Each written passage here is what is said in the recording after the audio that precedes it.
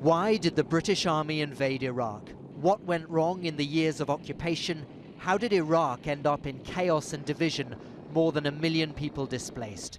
A report 7 years in the making, a story of failure delivered in cold, precise English by a civil servant about a war that was fought on false premises.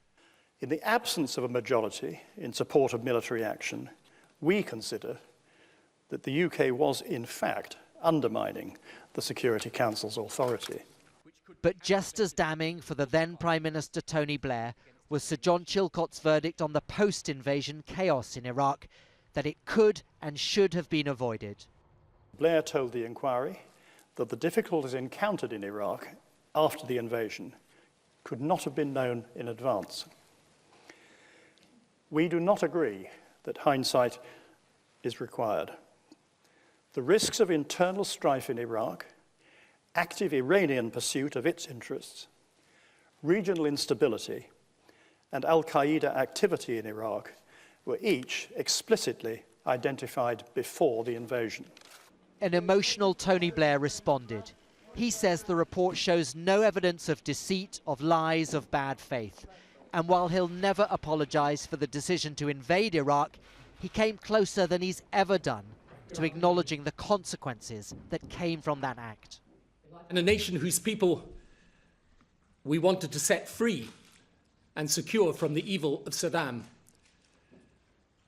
became instead victim to sectarian terrorism.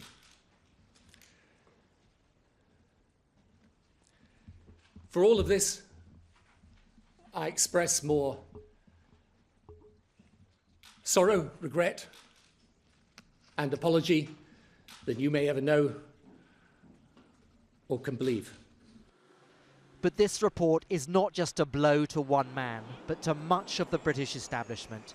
Today's Prime Minister, David Cameron, was in opposition in 2003, but like the vast majority of his Conservative Party, he'd supported the war. I believe there are some lessons that we do need to learn and, frankly, keep on learning. First, taking the country to war should always be a last resort and should only be done if all credible alternatives have been exhausted. The Labour leader voted against the war at the time, but he offered an apology to the people of Iraq on behalf of his party. He criticised Tony Blair's decision to follow George Bush, come what may. It was the original decision to follow the US president into this war, in the most volatile region in the world, and impose a colonial-style occupation that led to every other disaster. Some people feared this would be a whitewash, the British establishment covering its tracks.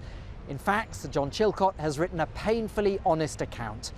But if Britain can learn from its mistakes, that's no consolation to Iraqis.